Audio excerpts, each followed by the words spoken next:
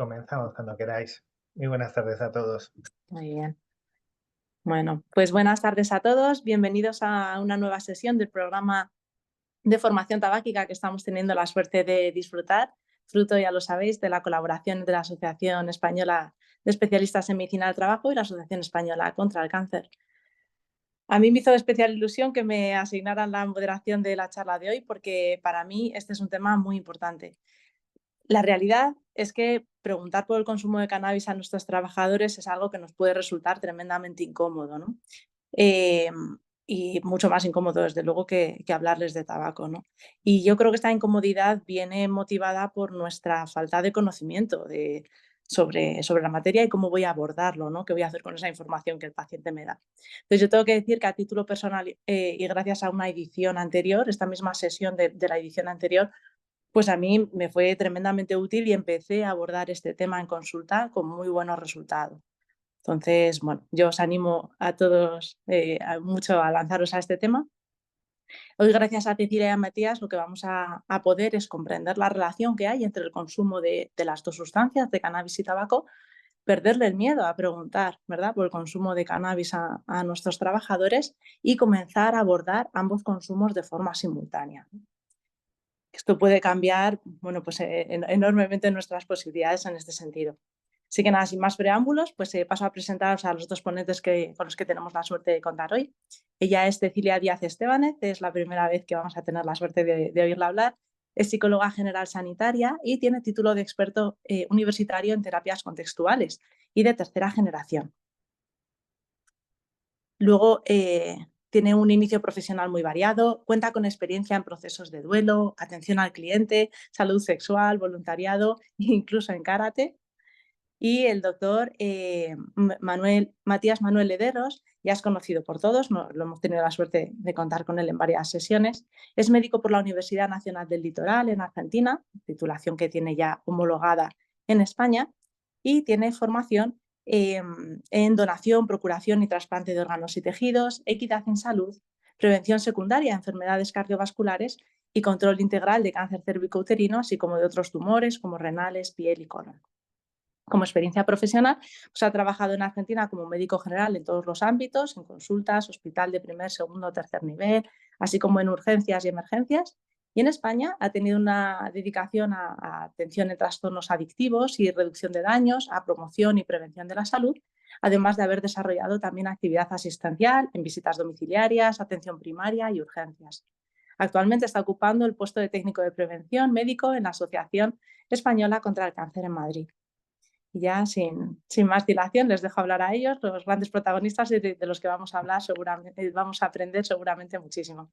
Muchas gracias, Cecilia y Matías.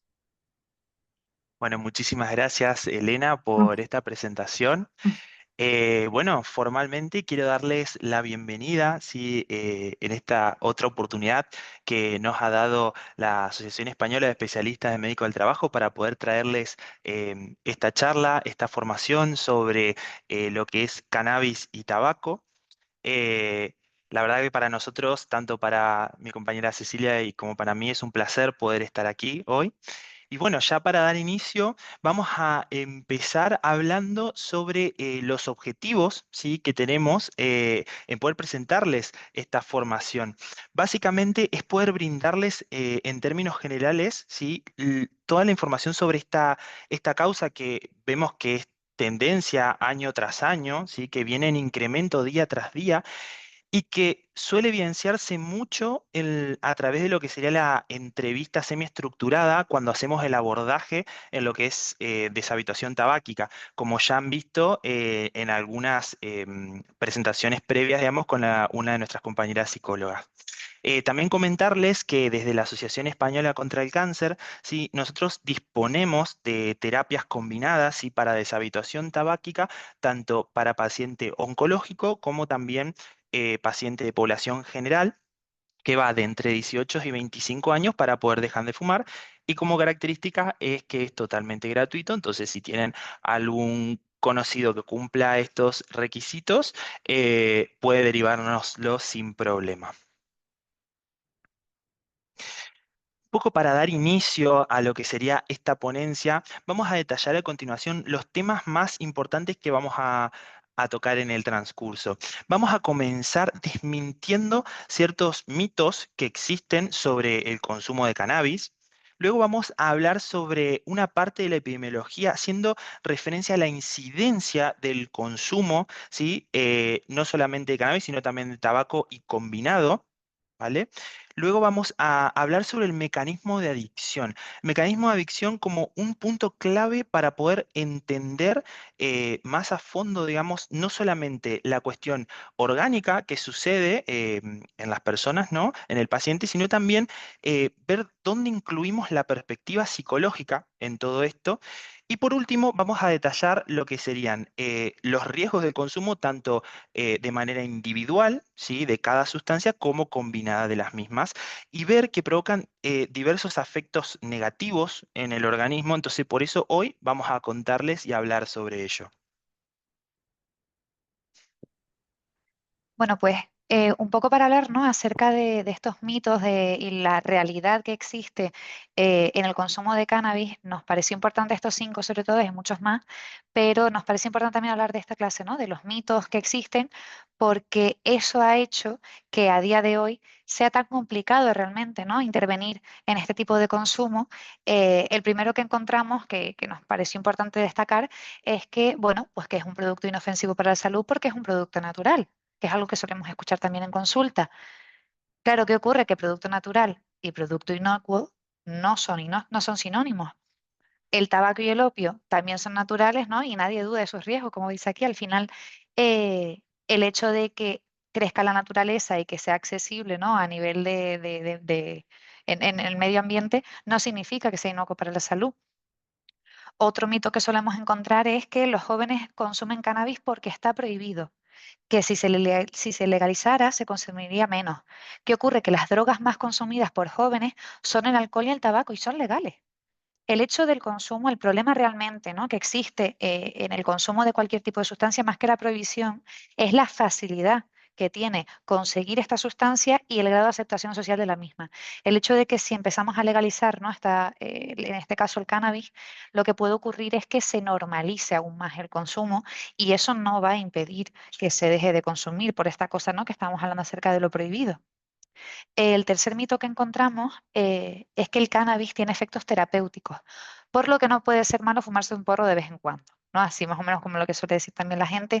Nosotros dentro de la consulta nos encontramos también, en nuestro caso, pacientes oncológicos, que hay muchos de ellos que lo usan, ¿no? De forma terapéutica, y es que el uso médico del cannabis se realiza de manera controlada y no tiene nada que ver con su uso recreativo, porque sabemos que existen medicamentos que están derivados del opio y nadie piensa que sea sano consumir heroína, ¿no? Al final esto es algo que también tenemos que abordar dentro de la terapia y perdón, no, romper, ¿no? Estos mitos para que la gente quite este tipo de creencias asociadas al consumo. También encontramos, ¿no? Que el consumo de cannabis puede controlarse ya que no produce adicción. Hay mucha gente que dice, "Ay, yo lo puedo dejar cuando quiera", pero no es así porque, como vamos a ver a continuación, diversos estudios científicos demuestran que el consumo continuado puede producir adicción. De hecho, la produce, y especialmente cuando se consume en la adolescencia. Por último, ¿no? El último mito que tenemos por aquí es que fumar cannabis resulta menos perjudicial que fumar tabaco. Ah, no, no, yo es que no fumo tabaco, yo es que solo fumo porra. Al final, lo que se encuentra es que el cannabis contiene muchos de los cancerígenos y mutágenos que contiene el tabaco, y de hecho en mayor cantidad, en un 50% más, como podemos ver aquí. Y el hecho de la forma de consumirse que tiene este, tanto fumada, sin filtro, ¿no? Con aspiraciones profundas, aumenta en este caso los riesgos de padecer cáncer. Y no nos podemos tampoco olvidar de que también es perjudicial para los fumadores pasivos, ¿no? Los fumadores las personas que se encuentran alrededor de esta persona fumadora también sufre estos riesgos que puede sufrir el fumador activo, ¿no? El de primera mano. Bueno, vamos a hablar ahora un poco más sobre números y vamos a conocer más en profundidad cuál es la realidad en la que estamos inmersos, ¿sí? Vamos a hablar de esta parte de la epidemiología, ¿sí? Para hacer principal énfasis en la incidencia. Para hablar de una problemática de consumo, como digo, es muy importante conocer a qué es lo que estamos expuestos, ¿sí? Toda esta información que vamos a contarles ahora está consultada a través de el Observatorio Español de las Drogas y de las Adicciones, ¿sí? Que es un informe que se realizó en el año 2023 y también incluye la información de las encuestas, por ejemplo, en este caso, edades, que está dada para población general. En este caso, comenzaremos haciendo una diferenciación entre las dos sustancias, ¿sí? Por un lado, vamos a hablar del tabaco. El tabaco podemos decir que es la sustancia legal psicoactiva más consumida en España en el rango etario entre 15 y 64 años y que va por detrás del alcohol, ¿sí? Este no es un dato menor. Eh, Comentarles sí que, bueno, las variables que utilizamos para ambas sustancias serían, bueno, en cuestión de años, utilizamos el año 97 y el 2022 porque fue cuando se inició este tipo de estudio y la última revisión que tenemos, que es del año 2022, y tomamos una del punto medio. Vamos a analizar las personas, sí, el porcentaje de personas que ha consumido tabaco alguna vez en la vida, en el último año y en el último mes. Hemos visto con respecto al tabaco que no ha habido una gran variación, digamos, en lo que sería en el año 97, en el 22. Sí, ha habido unos pequeños aumentos y descensos, sí, en lo que sería el año 2013, que sería un término medio, digamos, de toda esta cantidad de información que nos provee, ¿sí? Eh, pero bueno, la realidad es que cabe destacar que esto también podemos decir que tiene una íntima relación, ¿sí? Lo que serían los números y la incidencia del consumo de tabaco con la influencia de los nuevos dispositivos para fumar, ¿sí? Todos estos nuevos dispositivos que nos traen las tabacaleras en forma de poder transformarse y poder llegar a la población, ¿sí? Y poder seguir vendiendo, ¿no? Eh, Tema del cual ya hemos dado una formación sobre esto, entonces os invito si alguien se habrá quedado con alguna duda, un poco de curiosidad, que puede consultar a ello o también está abierta la posibilidad de poder consultar a estos informes que la verdad dan muchísima información sobre lo que sería el porcentaje de incidencia de los nuevos dispositivos, ¿sí? Em, por otro lado, vamos a analizar lo que sería el cannabis, ¿sí? El cannabis podemos definirlo como la sustancia ilegal, ¿sí? Con mayor prevalencia en el consumo en España en este rango de edades, ¿sí? Em, Utilizando un poco las mismas variables, aquí sí vemos un crecimiento totalmente exponencial en lo que sería el consumo de esta sustancia. Y es una realidad porque hay muchísima bibliografía, ¿sí? Que hemos visto de que estos números, ¿sí? Pueden estar un poco sesgados, porque a lo mejor, al ser una sustancia ilegal, pueden no ser en realidad 100% concretos, por eso continúa siendo materia de estudio, digamos, para poder tener cada vez un número más acertado. Entonces, mucha bibliografía habla de que este número, si bien es gran cantidad, podría ser mucho superior. Como dato de color, destacamos que la edad aproximada del inicio de consumo, o sea, la media del inicio de consumo sería a los 18 años y se vio que es más prevalente en el consumo de hombres. A ver, ahí está. Si bien la evidencia indica también que la gran mayoría de los consumidores suelen ser consumidores más experimentales u ocasionales, hay una considerable proporción de casos que no lo son. Por ejemplo, en España, durante la realización de las distintas encuestas, así como por ejemplo la encuesta de edades, que estuvimos diciendo que es a población general, o la encuesta de estudes, que se hace en población estudiantil, se administró también un test llamado CAST, que sus siglas en inglés significan el Cannabis Abuse Screening Test. Este test, que se creó en Francia, consta de 6 preguntas. Básicamente lo que nos provee, ¿sí? Es una escala que analiza el nivel de riesgo de consumo, ¿sí? Una puntuación de 4 o más significa que tiene un alto riesgo de consumo, por lo tanto se lo considera un consumo problemático. ¿Y por qué les cuento de esto? Porque se vio que en el año 2022, ¿sí? En España hubo una incidencia de consumo problemático, ¿sí? En las edades entre 15 y 64 años del 1,9%, que esto lo podríamos extrapolar básicamente a casi 600.000 personas. Y eso teniendo en cuenta que puede que sea un número mucho mayor en la realidad. Entonces, aquí evidenciamos, digamos, esta incidencia, esta problemática a la que nos estamos enfrentando día a día. Y no solamente nos quedamos con esto, sino que también observamos una alta incidencia en lo que sería el consumo dual de estas sustancias. Se vio que 9 de cada 10 personas que han consumido cannabis en el último mes, ¿sí?, reconocen haberlo consumido con tabaco en este periodo. Entonces vemos que hay una íntima relación entre estos dos tipos de sustancia. Atendiendo también al tipo de cannabis, ¿sí?, que se suele utilizar, se ha visto, según la evidencia, que hay mayor prevalencia en el consumo de marihuana, ¿sí?, de María, a diferencia de hachís, ¿sí? ¿Cuál es la marihuana? ¿Cuál es la María? Bueno, este tipo de marihuana, sí, es la hoja pura, ¿sí? La hoja pura es la que más prevalencia de consumo tiene. Son las flores secas, ¿sí?, que son sin procesar. Estas tienen una concentración, ¿sí?, de THC aproximadamente del 30%, al contrario del hachís, que el hachís tiene más concentración. Entonces me dirán, bueno, ¿pero qué es el hachís? El hachís sería la resina, ¿sí? Es un componente que se extrae, ¿sí?, a partir de distintas reacciones químicas, ¿sí? Que bueno, esto va a tener mayor concentración de THC, ¿sí?, aproximadamente en un 60 a 90% versus la marihuana, ¿sí?, la María, que tiene un 30%. Para las personas, a ver, que puede ser muy obvio, pero para otra que no conoce de qué hablamos cuando hacemos referencia a THC o CBD, han sentido hablar alguna vez, el THC, ¿sí?, es el tetrahidrocannabinol. Este es el componente psicoactivo que tiene la planta de marihuana. Y bueno, con respecto al CBD, que es algo también que suele escucharse muchísimo, básicamente lo que hacemos referencia con esto es al cannabidinol, ¿sí? Es uno de los 113 cannabinoides, ¿sí?, que se encuentran en la planta de la marihuana cannabis sativa.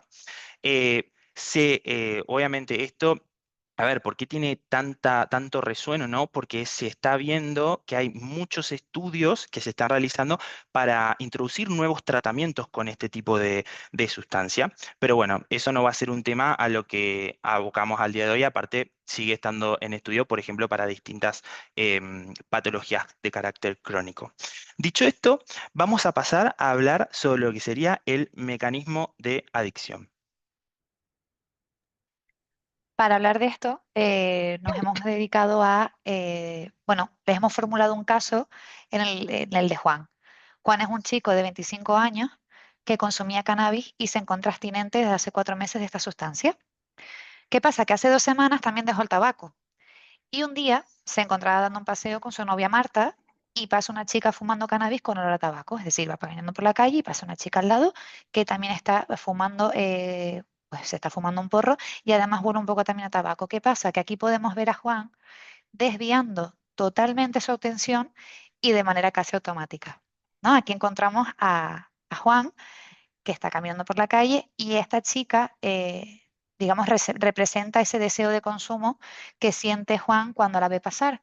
Y su novia Marta es este compromiso de abstinencia al que él se había abordado, se había afrontado, que se está viendo pues bastante, digamos, debilitado, ¿no?, por estas ganas de fumar que se le producen cuando ve a esta chica pasar, ¿no?, que tiene este deseo de consumo. Pero claro, ¿por qué sucede esto? Bueno, vamos a explicar entonces brevemente lo que sería el circuito de recompensa, ¿sí?, también llamado el circuito de refuerzo o de placer, ¿sí?, que es lo que causa esa sensación de bienestar y que produce que se repita la misma conducta adictiva. Lo que le sucede a Juan en este caso es que a raíz de un consumo largo y mantenido en el tiempo de ambas sustancias generó muchos cambios, ¿sí? Generó cambios tanto a nivel cognitivo, conductuales, como también emocionales, ¿sí? Y esto ha generado también de que Juan cree una necesidad biológica, ¿sí? Una necesidad biológica que lo va a llevar a la constante autoadministración repetida de la misma droga, ¿sí? Entonces, ¿qué es lo que sucede ahí? Se provoca que el desarrollo de un condicionamiento adictivo. Un condicionamiento adictivo que está mediado por ciertos estímulos, ¿sí? Como en este caso, ¿qué es lo que sucedió? El estímulo olfativo, que hizo que Juan automáticamente desvíe la mirada, el estímulo visual, ¿sí? Y que disparan lo que conocemos como craving. El craving es la necesidad imperiosa de tener de querer consumir, ¿sí? Eh, ¿Para qué se dispara esto? Para poner en marcha las distintas conductas de búsqueda, de consumo, ¿sí? Y poder cubrir todas estas necesidades que se generan. Entonces, ¿qué es lo que sucede? Es muy simple. La base neurobiológica de todo esto está mediado por la dopamina. La dopamina que va a ser la encargada de producir esa sensación de placer. A ver, ahí estamos. Las neuronas dopaminérgicas, ¿sí? Que provienen de lo que sería el área tegmental ventral, ¿sí? Y el mesencéfalo, se van a proyectar a las distintas estructuras límbicas de la corteza prefrontal, donde van a hacer una activación fásica, una activación de deseo. Estas estructuras, ¿cuáles van a ser? La amígdala, el núcleo accumbens, el septum, y como dijimos, llega al área de la corteza prefrontal. Y ahí se van a generar los estímulos reforzadores primarios, que son para la búsqueda del placer. Esto funciona tal cual con los estímulos reforzadores naturales, como puede ser comer, como puede ser beber, o también para las conductas sexuales. Pero, ¿qué es lo que sucede realmente? Cuando ese estímulo vuelve al área tegmental ventral, lo que sucede y la gran diferencia es que lo que sería la saciedad, ¿sí? Cuando estamos expuestos en una adicción, ¿sí? No existe.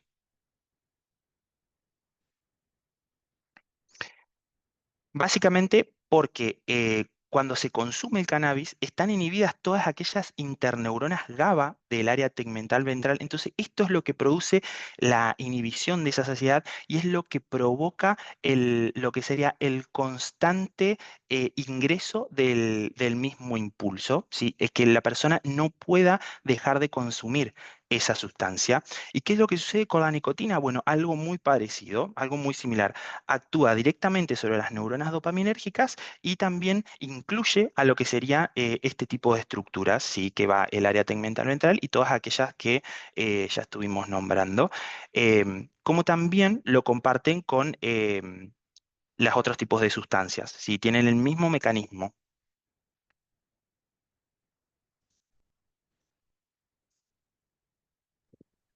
A nivel psicológico, ¿no? También sabiendo, ¿no? Este mecanismo de adicción del que nos ha hablado Matías, a nivel psicológico, lo que ocurre también puede explicar el por qué ocurre esta continuidad en el consumo. Hay un problema que nos pasa mucho a los profesionales, que la explicación meramente biológica, ¿no? del mecanismo de adicción, si nos centramos únicamente en eso, puede reducir la efectividad de los tratamientos que se realizan para intervenir en este tipo de adicción, porque nos centramos solo en un factor. Cuando nos damos cuenta de que el cannabis, como pasa también con el tabaco, está modulado, ¿no? por un modelo mucho más multifactorial que influye, ¿no? en este consumo.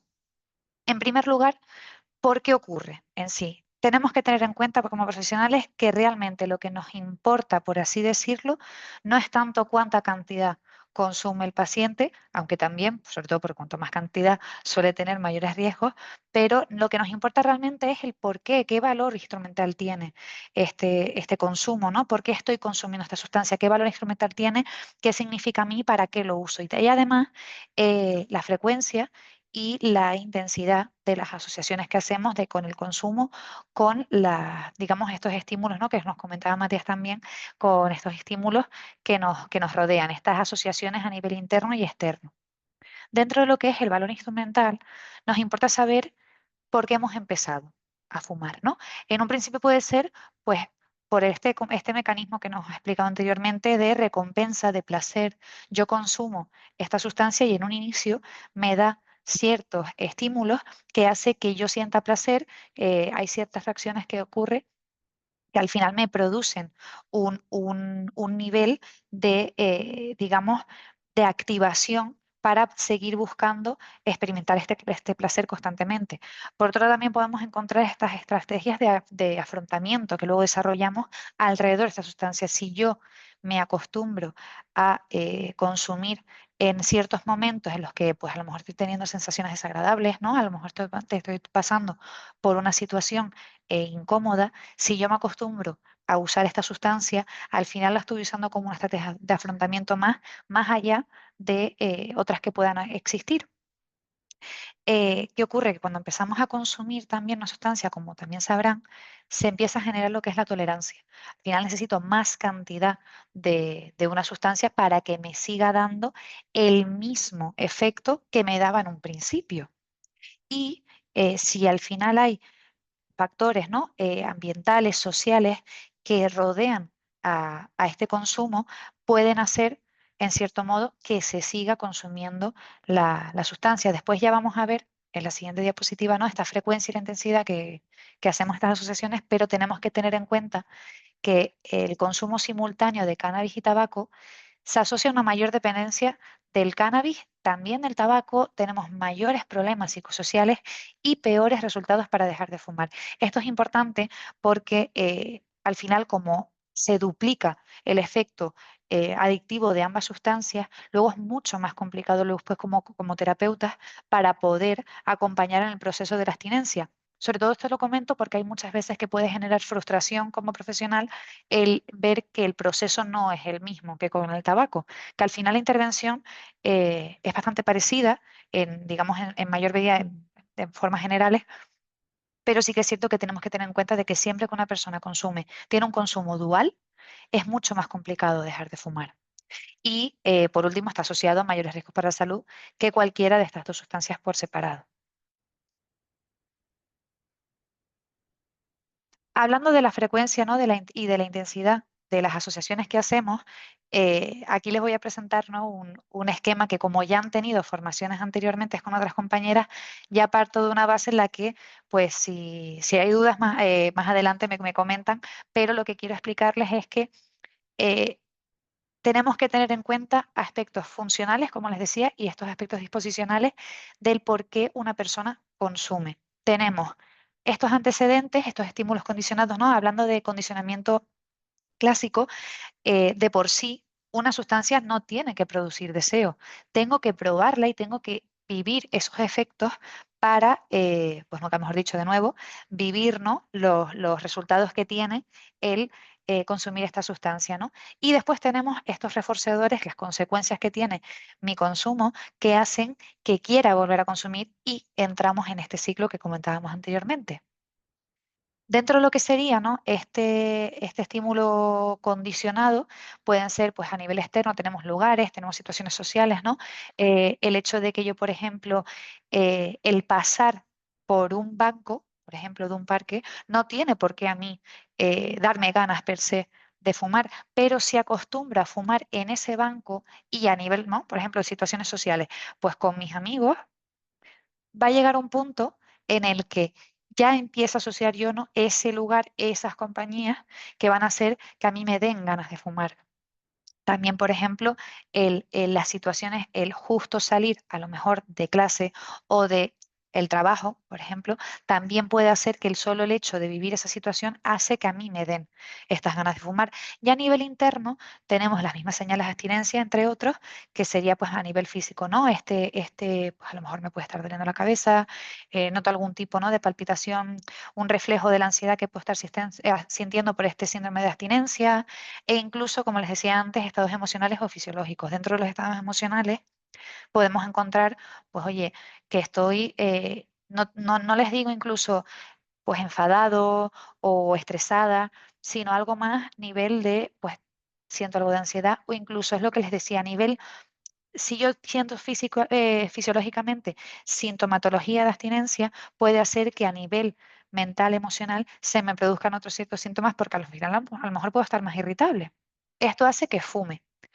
¿Qué pasa? Que aquí encontramos ya lo que sería un refuerzo negativo. Un refuerzo negativo es cuando a mí me quita una sensación desagradable, una situación desagradable por hacer una conducta. Es decir, yo hago algo no para sentir placer, sino para quitarme un malestar. En este caso, pues tengo un alivio de las señales de abstinencia, como les decía antes, me puede reducir la ansiedad, ya sea por el propio síndrome de abstinencia o incluso por el hecho de que cuando consumo pertenezco a lo mejor a un espacio. Hay mucha gente que empieza a fumar, lo mismo pasa igual que con el tabaco, pues empieza a fumar pues por tener un sentimiento de pertenencia. Entonces, esa ansiedad que siento yo por el qué dirán o la deshabilidad social hace que se me reduzca esta ansiedad. Modulación del humor y la activación, lo mismo. Al final, si yo también estoy sintiendo, pues, somnolencia incluso, por mucho que fume, puede hacer también que me active en un principio, aunque después uno de los efectos, ¿no?, que tiene el cannabis también es un poco de la somnolencia, pero también nos puede ayudar con esto. Y la facilitación del contacto social lo hemos puesto con un asterisco, porque en un momento hablaremos también sobre ello, pero en un inicio, digamos, a nivel precoz, nos puede ayudar, como les decía antes también, a pertenecer a un grupo, digamos, generar amistades, sobre todo como hemos visto que el inicio se produce principalmente en jóvenes. Eso también puede ayudar a que ellos ya empiecen a crear en estas edades esos lazos de unión con los iguales. ¿Qué pasa? Aquí tenemos los aspectos funcionales, pero ¿qué ocurre con los aspectos disposicionales? Pues podemos tenerlos tanto del entorno, porque a lo mejor en mi entorno social se acepta el consumo. Si algo es accesible, si está bien visto, hay más probabilidades de que yo haga eso. Hablando ahora mismo del cannabis, pero podemos estar hablando, por ejemplo, incluso del deporte. Si en mi grupo de amigos hay varias personas que son deportistas, todos ellos practican, por ejemplo, fútbol, hay más probabilidades de que yo también me apunte a lo mejor a un equipo de fútbol para entrenar con ellos. Pues pasa igual. Esto al final, si también estoy viendo que es aceptado socialmente, pues también lo voy a querer hacer. Y si está disponible, si está accesible, si incluso tengo, digamos, los medios económicos para poderlo adquirir, hace que también sea más probable que lo consuma. Y también están los factores disposicionales del individuo, no tanto externos, sino también internos, ¿no? El momento evolutivo en el que me encuentro. Ser joven es un factor de riesgo para empezar el consumo del cannabis. También la negación de los efectos nocivos, ¿no? Al final, si ya tengo mi entorno que consume, ¿no? Yo empiezo a probarlo. No estoy viendo desde un principio. Tú con la primera calada que tú tienes, tú no vas a ver esos efectos nocivos de los que estamos hablando, sobre todo a largo plazo. Entonces, como yo no lo siento, no existe. Niego esos efectos nocivos que tiene la sustancia y también depende mucho, ¿no?, de las habilidades de afrontamiento que pueda tener en según qué situaciones. Si yo a lo mejor estoy en una situación social en la que no tengo las herramientas a nivel emocional, a nivel cognitivo, para poder solventar ciertas situaciones desagradables, sensaciones desagradables, es mucho más probable que yo consuma como medio, incluso de evitar, ¿no?, estas situaciones.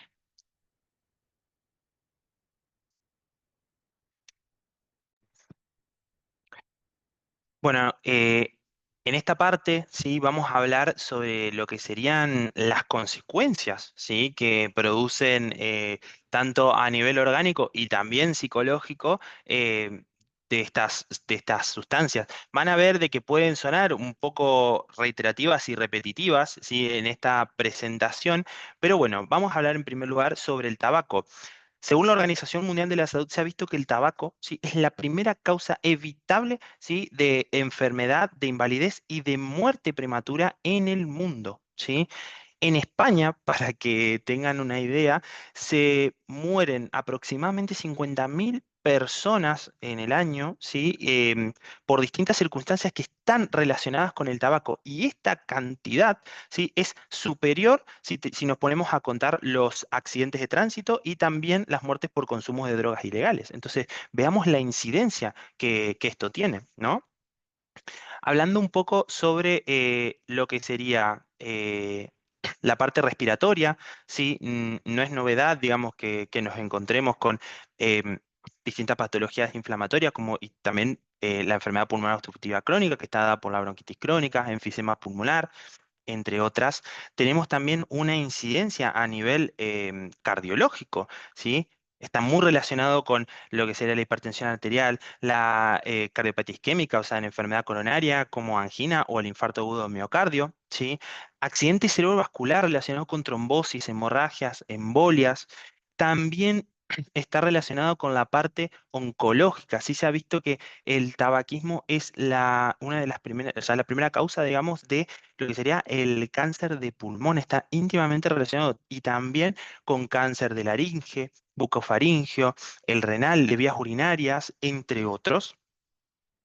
También tenemos otros tipos de patologías como úlceras, ¿sí? Que están relacionadas con el tabaco, gastritis, impotencia sexual en el varón, ¿sí? Y también se ha visto que existe riesgo adicional en la mujer. ¿En qué circunstancias? Por ejemplo, bueno, se ha visto que la mujer que fuma, ¿sí? Tiene 10 veces más riesgo de tener un infarto, por ejemplo, si está utilizando anticonceptivos. Después se ha visto que hay un aumento de riesgo de tener una menopausia precoz, ¿sí? Hasta 2 o 3 años antes de una mujer, por ejemplo, que no fuma. Y también se ha relacionado de que la mujer que fuma tiene mayor riesgo a tener osteoporosis, ¿sí? Por otro lado, vamos a hablar sobre el cannabis, ¿sí? ¿Qué consecuencias orgánicas tiene el cannabis? Bueno, fumar sin filtro, como estuvimos hablando anteriormente, con aspiraciones profundas, reteniendo todo lo que sería el humo en los pulmones, aumenta el riesgo de distintas patologías respiratorias, ¿sí? Como ya estuvimos viendo y que comparten con el tabaco. Además, como característica en particular, el cannabis tiene un efecto broncodilatador, que esto lo que potencia es básicamente que se absorban más componentes tóxicos, ¿sí? Y cancerígenos en el organismo y aumente el riesgo a tener distintos tipos de patologías. Comparte también patologías cardíacas, ¿sí? Se ha visto que hay una alteración, ¿sí? A nivel cardiológico y esto puede también estar relacionado con la desestabilización de enfermedades crónicas que puede tener el paciente, como por ejemplo hipertensión grave o insuficiencia cardíaca. Comparten también el riesgo a distintos tipos de cáncer, como ya dijimos, pulmón, laringe, bucofaringeo, vías urinarias, entre otros, ¿sí? ¿Y qué es lo que sucede con la salud mental, ¿sí? ¿Cuál es la afección psiquiátrica que tiene el cannabis? Bueno, esto es un punto muy, muy, muy importante. Se ha visto que hay un aumento de la incidencia de depresión y de psicosis por el consumo crónico de esta sustancia.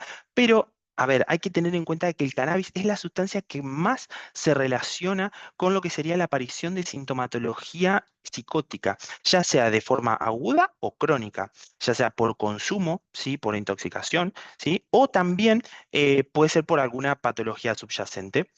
Esto es, y quiero que quede claro, es totalmente independiente de la cantidad de cannabis que se consuma, ¿sí? Porque está relacionado con muchísimos factores, tanto predisposición genética como del neurodesarrollo, también con factores ambientales, sociales, ¿sí? Entre otros.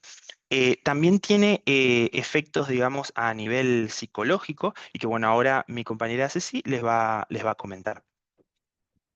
Sí, a nivel psicológico, además, ¿no? De lo que comentaba Matías, que existe el aumento de la incidencia de depresión y psicosis, lo que nos ocurre sobre todo, lo que encontramos, es que en jóvenes se produce disminuciones en las funciones de atención, concentración, abstracción, memoria, que yo creo que esto al final no es algo que nos sorprenda a ninguno, pero de hecho se encuentran reacciones agudas de ansiedad, sobre todo tanto en el momento de consumo, ¿no? Que puede haber estos brotes de paranoia incluso, pero que con el tiempo se pueden repetir incluso cuando no se está consumiendo, también puede provocar la aparición de trastornos mentales, más allá incluso de la depresión de la psicosis, sino otros relacionados e incluso agravar los que ya se padecen.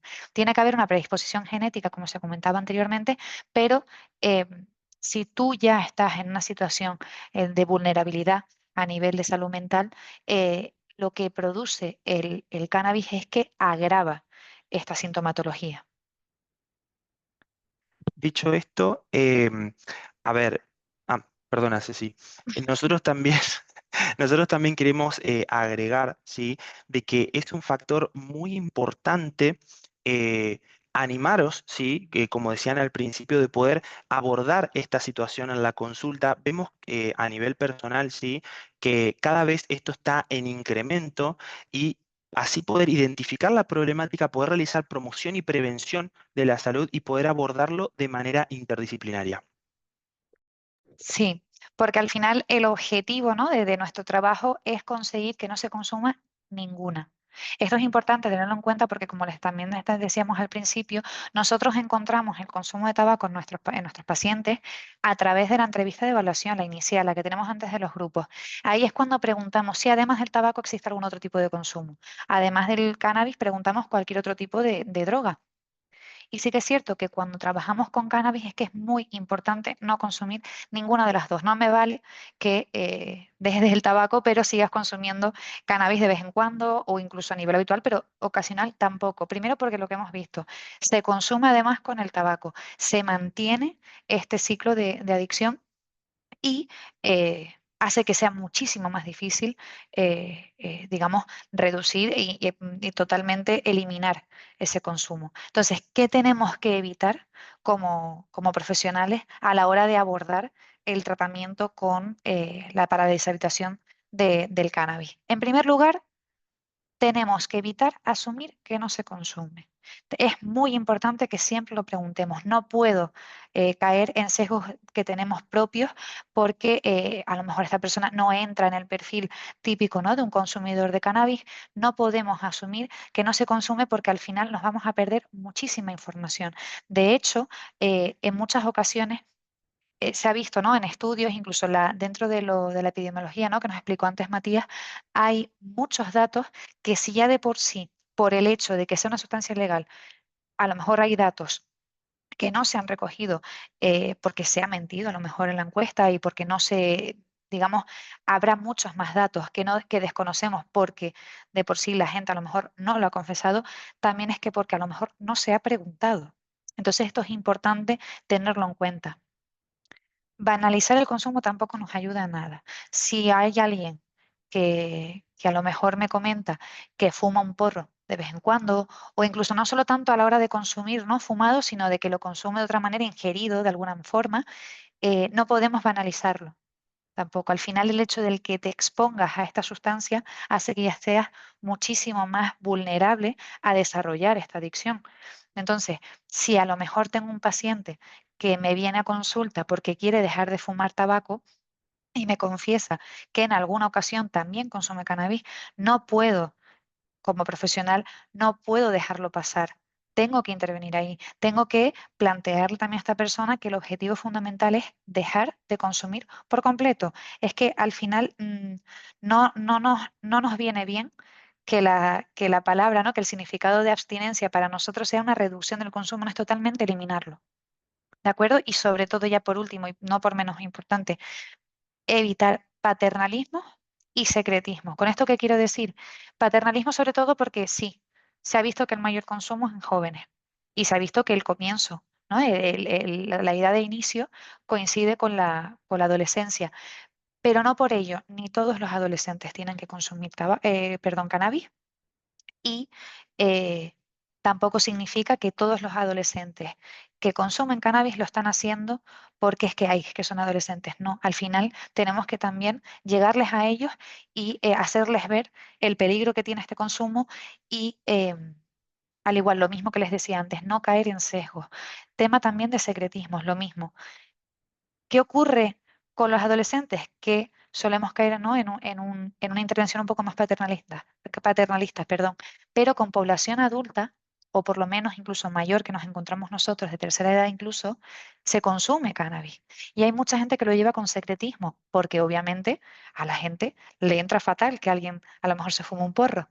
¿Qué ocurre? Que por esto es el error que solemos cometer para asumir, como decía al principio, que no se consume. Y si yo lo llevo en secreto, nadie va a saber que yo estoy consumiendo. Entonces tenemos también que barrer con todas estas creencias de que las únicas personas que fuman son los adolescentes, sino que también el resto de población también consume y tenemos que incidir ahí, en ello, en intervenir ahí y conseguir vamos, en la abstinencia del cannabis.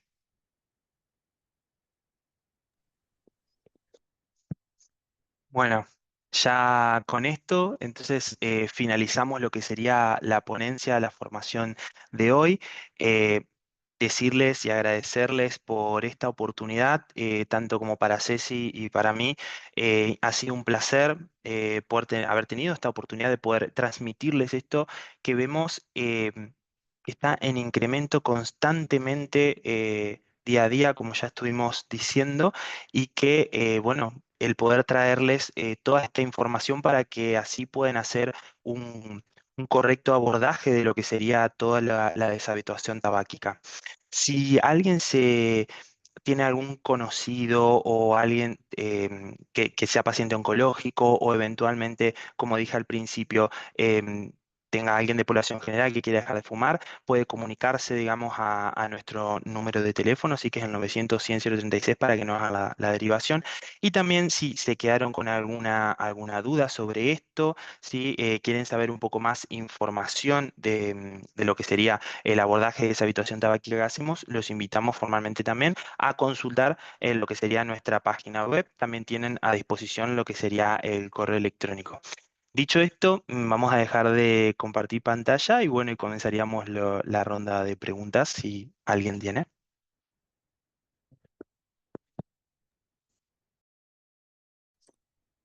Muy buenas. De momento en el chat no parece que haya. Sí que quería yo, bueno, para empezar, daros las gracias. Esta sesión ha sido magnífica y como bien decíamos, no podemos, como bien decíais, no podemos vendarnos los ojos, ¿no?, a esta realidad que está ahí y que va a ser terriblemente frustrante que solo nos centremos en el tabaco cuando el cannabis está ahí, porque al final va a recaer de tabaco y si es a la inversa, pues igual, porque si un día no tengo para fumar una cosa, pues al final fumaré la otra y son consumos análogos, ¿no? Yo quería preguntaros, si no lo habéis mencionado, entiendo que no, pero yo lo desconozco. Yo hasta ahora los he tratado de forma conjunta desde el punto de vista conductual, pero desde el punto de vista farmacológico solo he tratado el tabaco con el todacitán, ¿no?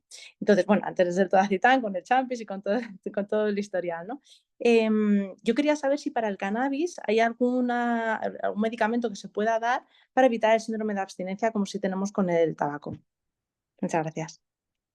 Mira, actualmente no utilizamos medicación para este tipo de intervención, pero bueno, sí se utiliza, digamos, en general lo que sería nosotros identificar, digamos, esta problemática y así poder realizar la derivación correspondiente y hacer un abordaje interdisciplinario. Es muy importante hacer un abordaje, bueno, cognitivo-conductual, ¿sí? En este caso que, bueno, Ceci ya estuvo explicando anteriormente, pero bueno, la respuesta sería esa. Por el momento no tenemos un fármaco específicamente para lo que sería el cannabis. Muchas gracias por la respuesta.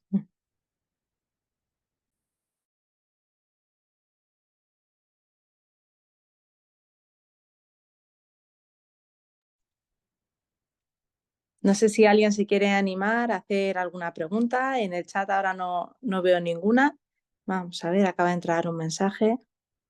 ¿Podría repetir el baremo para cuantificar la dependencia? Lo dice nuestro compañero que también aprovecha para daros la enhorabuena también. Bueno, muchísimas gracias.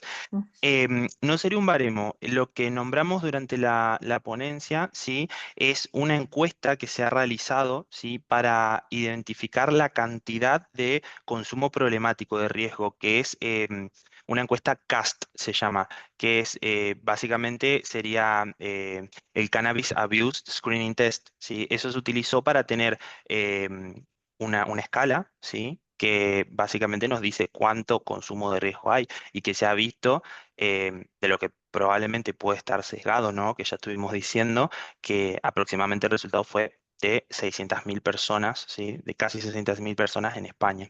Pero es eso, creo, a lo que hace referencia. Era un dato, digamos, de un test que se utilizó para poder hacer este screening.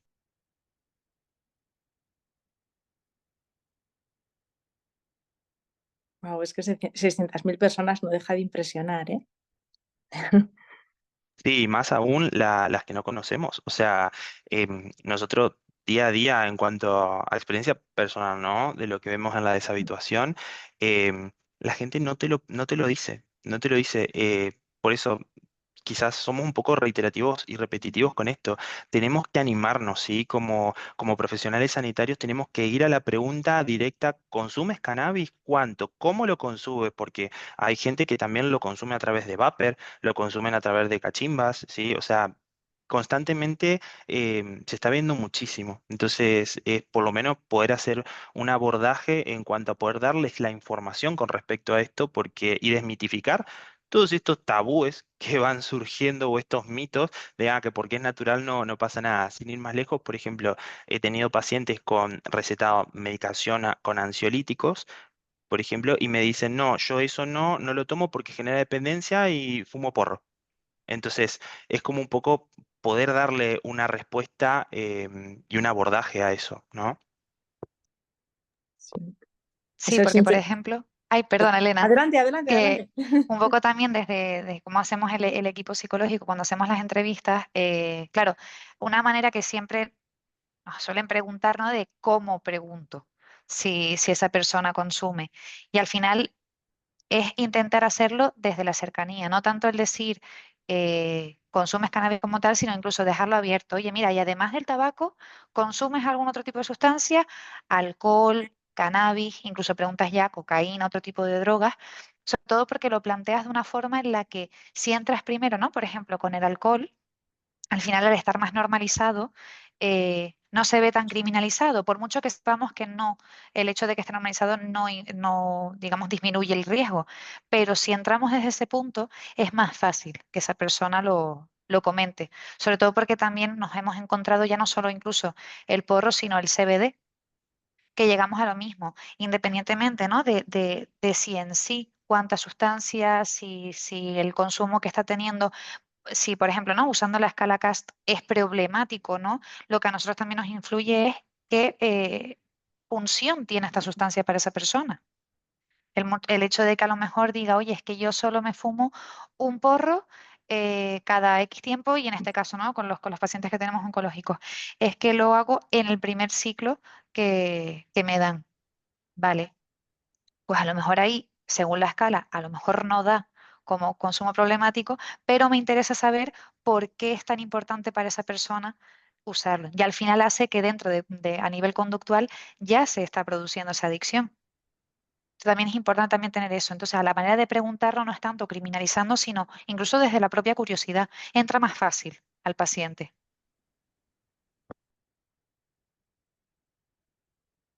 Sí, el riesgo que tiene el CBD, así como otras formas de consumo de tabaco, ¿no? Que hemos visto en otras ponencias, es que de alguna manera blanquea a ojos de la población general el consumo. Es que realmente te vienen y te dicen, vale, ya sé que bueno no es, pero es mucho menos malo, ¿verdad? Entonces, claro. Es que sí, la realidad es que, bueno, constantemente va saliendo nueva evidencia, porque todo el mundo sabemos que el cigarro es malo y que provoca cáncer y que te da muchísimas patologías. Por eso también está esta reestructuración de los nuevos dispositivos para fumar y tal. O sea, son nuevas estrategias para continuar con el hábito, obvio que tienen las empresas, ¿no? Pero bueno, con esto pasa algo similar. O sea, poco a poco se va conociendo cada vez más y van saliendo a la luz más cuestiones.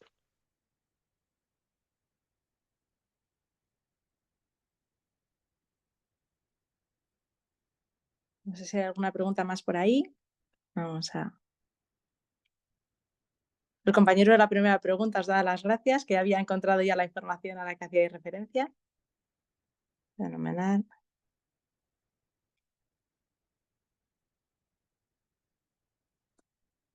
Pues nada, si no tenemos ninguna pregunta más, ¿es ahora o nunca, compañeros?